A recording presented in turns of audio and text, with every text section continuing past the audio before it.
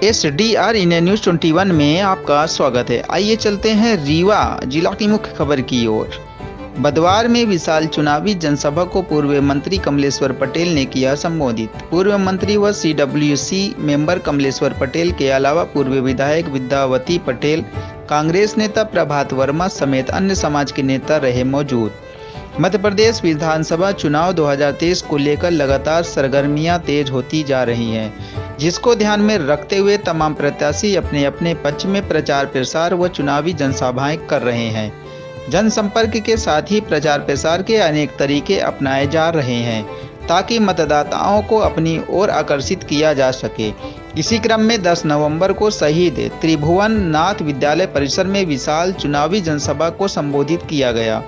इस अवसर पर पूर्व मंत्री व CWC मेंबर कमलेश्वर पटेल ने सर्व समाज के साथ ही पिछड़ा वर्ग तथा हरिजन आदिवासियों से कांग्रेस सरकार बनाने और गुढ़ विधानसभा क्षेत्र से कांग्रेस प्रत्याशी बनाए गए कुंवर कपिध्वज सिंह भैया साहब को जिताने की अपील की और कहा कि कांग्रेस पार्टी अपना वचन निभाने वाली पार्टी है। पार्टी जो कहती है उसे हर हाल में पूरा करती है। मध्य प्रदेश में कांग्रेस पार्टी की सरकार बनेगी, आम गरीब खुशहाल होगा, प्रदेश की जनता भाजपा के कुशासन से मुक्ति होगी। चुनावी जनसभा में विशाल जन सैलाब उमड़ा और जन जन में उत्साह देखने को मिल रहा है। क्षेत्र की जनता बदलाव करना चाहती है। इस अवसर पर पूर्व मंत्री व CWC मेंबर कमलेश्वर पटेल के अलावा पूर्व विधायक विद्यावती पटेल, गुढ़ ब्लॉक अध्यक्ष महेंद्र उपाध्याय, कांग्रेस नेता प्रभात वर्मा, दिनेश नारायण पीढ़िया, लक्ष्मण कोल, मोहन कुशवाहा, BK पांडे, मुश्ताक खान समेत हजारों की तादाद में अन्य समाज के नेता और आमजन मौजूद रहे। रीवा से समीम सौदागर बाबू भाई की रिपोर्ट। जो वचन कांग्रेस पार्टी दे थी वो पूरा करत चाहे वह सन 18 के चुनाव रहा हो, सरकार बनी। वहीं अभय मिश्रा ने कहा कि सिमरिया में हर बूथ पर जीतेगी कांग्रेस। कांग्रेस की राष्ट्रीय महासचिव प्रियंका गांधी के रीवा दौरे के अवसर पर सिमरिया विधानसभा क्षेत्र के प्रत्याशी अभय मिश्रा ने विशाल समुदाय के बीच कहा कि मध्य प्रदेश में जहां कांग्रेस की सरकार आ रही है, वहीं दूसरी ओर आगामी 17 नवंबर को होने वाले चुनाव के दौरान हमारे विधानसभा क्षेत्र के हर बूथ में कांग्रेस बेहतर प्रदर्शन करेगी और 60% से ज्यादा बूथ में 70% तक मतदान कांग्रेस के पक्ष में जनता करने जा रही है। श्री मिश्रा ने कहा कि भय, आतंक, भ्रष्टाचार से जूझ रही सिमरिया क्षेत्र की जनता ने परिवर्तन का जो ऐतिहासिक संकल्प लिया है, उसका परिणाम 3 दिसंबर को देखने को मिलेगा। भ्रष्टाचार की तो यहाँ हद ही पार हो चुकी है। काम 1 रुपया का नहीं हुआ, केवल भूमि पूजन करते भाजपा के लोग और फिर बाद में बताते हैं कि हमने 1600 करोड़ का काम कर दिया। जनता अभी से जवाब देने लगी है, जब काम नहीं तो वोट नहीं। तो नाराज होकर विधायक जी सिमरिया विधानसभा क्षेत्र में लोगों से उल जलूल बात करते हैं। उन्होंने खुशी जाहिर करते हुए कहा कि आज सिमरिया विधानसभा क्षेत्र से काफी संख्या में लोग प्रियंका जी की बातें सुनने के लिए आए। साथ ही उन्हें यह संकल्प भी लेकर जाना होगा कि इस बार पूरे जिले में 50% कमीशन के चक्कर भ्रष्टाचार करने वाली सरकार को जड़ से मूल समेत खत्म करना है। कार्यक्रम में कांग्रेस के सभी वरिष्ठ पदाधिकारी, पूर्व विधायक, वरिष्ठ कार्यकर्ता आदि आमजन मौजूद रहे। रीवा से समीम सौदागर बाबू भाई की रिपोर्ट। गुढ़ विधानसभा क्षेत्र में जनता संकल्पित है, परिवर्तन करे के मन बना चुकी है और आज हमें भरोसा है कि कमलेश्वर भैया के आवेश से यह लहर तूफान में परिवर्तित हो जाएगी।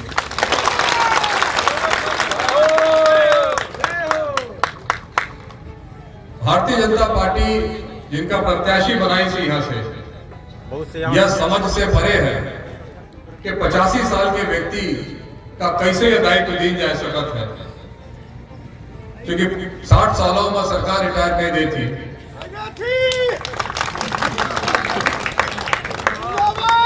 दोनों व्यक्ति 85 साल के हो जाए के बाद जनता के इतना बड़ा दायित्व निर्वाहन करने की क्षमता नहीं रखते हैं। तो अपना सबसे ये हमारा आग्रह है कि अपन आशीर्वाद कांग्रेस पार्टी का प्रदान करने की कृपा करी और कांग्रेस पार्टी के प्रत्याशी होने के नाते अपना के आशीर्वाद, अपना के प्रेम और अपना के सहयोग के हम आकांक्षी हैं।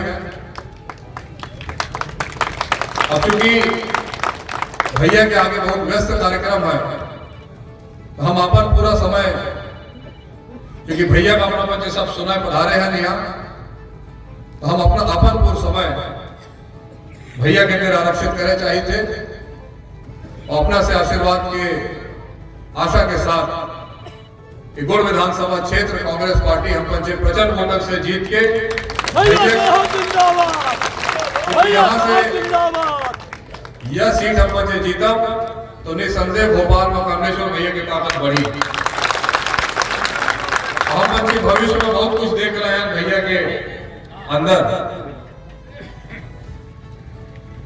तो अपना सबके यहाँ पधारन आशीर्वाद देंगे थे, वहां पर समय भैया के लिए आरक्षित करना चाहिए थे। बहुत बहुत धन्यवाद। जय हिंद। मामा का है अब अपने मन की बात करते हैं, दूसरे की सुनते नहीं हैं और वोट लेने के लिए कभी पिछड़ा बन जाएंगे, कभी किसान बन जाएंगे। अभी मोदी जी आए थे सीधी में, तो वहां उन्होंने कहा कि अगर कोई हमें गाली देगा तो पिछड़ों को गाली दे रहा है। अरे आप थोड़ा शर्म तो करिए, आपने पिछड़ों का सारा अधिकार छीन लिया और आपको शर्म नहीं आती। आप बोलते हैं कि आपको अगर कोई गलत साबित करे, अगर आपकी कमियां गिनाए तो आपको गाली दे रहा है। आपने तो खुद ही बोला था कि हमें नोटबंदी में अगर हम फेल हो गए तो चौराहे पे खड़े होके हमें फांसी चढ़ा दे। सही बात है ना। वो चौड़ा और ये चुनाव वो शिवराज सिंह चौहान जी के चेहरे पे नहीं लड़ा जा रहा है। ये चुनाव अब प्रधानमंत्री, देश के प्रधानमंत्री मोदी जी के चेहरे पे लड़ा जा रहा है। अभी जो भारतीय जनता पार्टी के जितने पोस्टर बैनर लग रहे हैं, पहले लूटो और जो लूटने के बाद चेहरा खराब हो जाए, बदनाम हो जाए, तो फिर उसको बदल दो। ये कौन सी राजनीति है? ये कौन? और फिर जिसका चेहरा लगा रहे हैं वो भी तो उतने ही दोषी हैं, बराबर के दोषी हैं। दोनों ने मिलकर लूटा है। केंद्र सरकार के जो केंद्रीय पदाधिकारी नेता हैं वो भी दोषी है और मध्य प्रदेश सरकार के मुख्यमंत्री, मंत्री, सारे नेता भाजपा के दोषी हैं प्रदेश की बदहाली के लिए। आज मध्य प्रदेश 3.5 लाख से ज्यादा कर्ज में डूब गया है। कांग्रेस पार्टी की जब सरकार थी दिग्विजय सिंह के टाइम में सिर्फ 28,000 करोड़ रुपए मध्य प्रदेश के ऊपर कर्जा था। आज इतना ब्याज का पैसा साल में देने का काम कर रहे हैं। ये कौन सा खिलवाड़ है? और आज शिक्षा व्यवस्था चौपट, स्कूलों में मास्टर नहीं है, बड़े चालाकी से अधिकार छीनने का काम किया। शिक्षित बेरोजगारों को सरकारी नौकरी में 18.5 सालों में कोई नौकरी नहीं दी। नौकरी में अगर आवेदन जमा कराया तो रिजल्ट घोषित नहीं हुआ और रिजल्ट अगर घोषित हुआ तो घोटाले की भेंट चढ़ गया। उदाहरण के लिए व्यापम घोटाला, पटवारी भर्ती घोटाला, शिक्षक भर्ती घोटाला, पुलिस कर्मी भर्ती घोटाला, वन कर्मी घोटाला।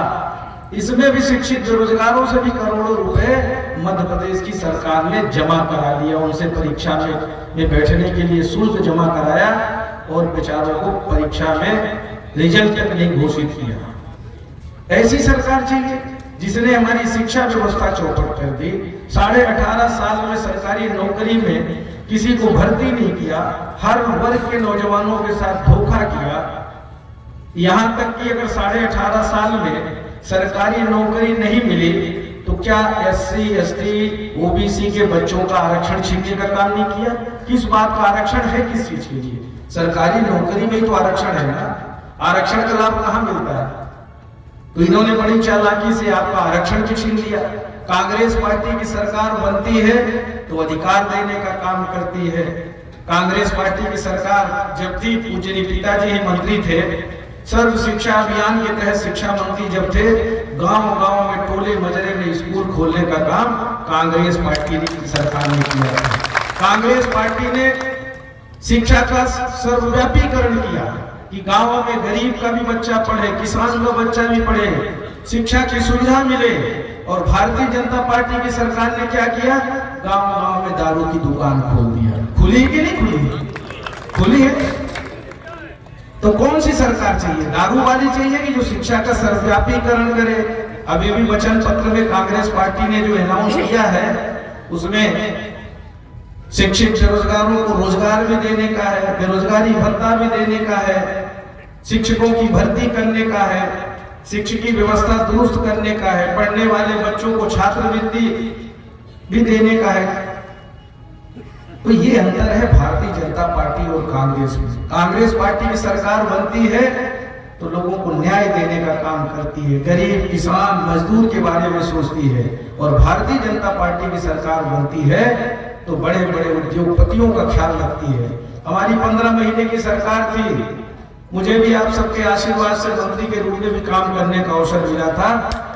आपके गुड़ विधानसभा क्षेत्र में भी आपकी सरकार, आपके द्वार कार्यक्रम भी हुआ था, गौशाला का भी भूमि पूजन भी हुआ था, आप और कई लोगों को पट्टा देने का, किसान कर्ज माफी का प्रमाण पत्र देने का भी अवसर मिला था। कांग्रेस की सरकार बनी तो 27 लाख किसानों का कर्ज माफ करने का पूरे प्रदेश में काम किया। बिजली का बिल घर का 100 रुपए ज्यादा किसी का नहीं आता था। अब तो ये हाल है कि मीटर रीडर है नहीं और घर में मीटर भी नहीं है। अब मोबाइल में बिजली का बिल पता नहीं शिवराज सिंह चौहान जी कहाँ बैठे बैठे जनरेट करते हैं। सबके मोबाइल में 1000, 2000, 4000 सब बिजली का बिल लेके घूम रहे हैं। और एक तरफ लाडली बहना के खाते में 2-3 महीना जट दिया, 1000 फिर 1200, 1250, 2-3 बार आया सिर्फ वोट लेने के लिए। क्या 18 साल पहले ये लाडली बहना नहीं थी?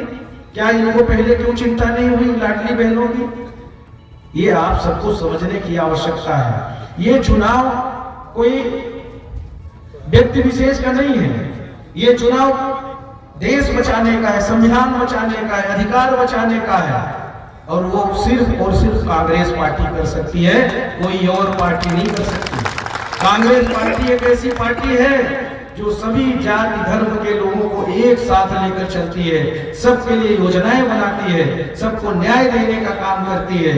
तो हमें और आपको तय करना है कि हमें अपने बच्चों को कौन सा भविष्य तय करना है, हम अपने शिक्षित बेरोजगारों के लिए क्या चाहते हैं। पीढ़ी दर पीढ़ी खत्म करने का काम भारतीय जनता पार्टी की सरकार ने किया है। और ऐसे लोगों को क्या हमें माफ करना चाहिए? कतई माफ नहीं करना चाहिए। छोटी मोटी अगर हमारे आपस में कोई मनमुटाव भी है तो हम जब बने रहेंगे, पार्टी बनी रहेगी तो हम लड़ लेंगे, हम आपस में बैठ के सुलझा लेंगे। पर आज देश बचाने का चुनाव है, प्रदेश बचाने का चुनाव है। इसलिए आप लोगों से सबसे हमारा निवेदन है कि कोई ये जाति पाति का चुनाव नहीं है, ये चुनाव संवैधानिक संस्थाएं बचाने का है, मिले हुए अधिकार को बचाने का है, अच्छी शिक्षा पाने का है, अच्छे रोजगार पाने का है, किसानों को न्याय पाने का है, बुजुर्गों को सम्मान पाने का है, माता बहनों को सम्मान पाने का है, छोटे छोटे बच्चों को अच्छी शिक्षा मिले उसके लिए है। इसलिए आप सभी साथियों से हमारा निवेदन है कि आप सब लोग मिलकर कांग्रेस पार्टी के लोकप्रिय प्रत्याशी आदरणीय श्री कपिल ध्वज सिंह जी को भारी मतों से विजयी बनाने का काम करें। आदरणीय कपिल ध्वज सिंह जी जीतेंगे। हम भी विधानसभा में हैं, हम भी थोड़ा हमें भी अनुभव हो गया, तीसरी बार चुनाव लड़ रहे हैं। पूजनी पिताजी के टाइम का भी कुछ अनुभव है, मंत्री भी रह लिए हैं, ये हमारे भाई हैं। साथ में हम मिलके काम करेंगे, साथ में मिलके काम करेंगे, आपके ऊपर कोई आंच नहीं आने देंगे, मिलके लड़ेंगे, न्याय दिलाने का काम करेंगे। आज आप देखिए, आज आप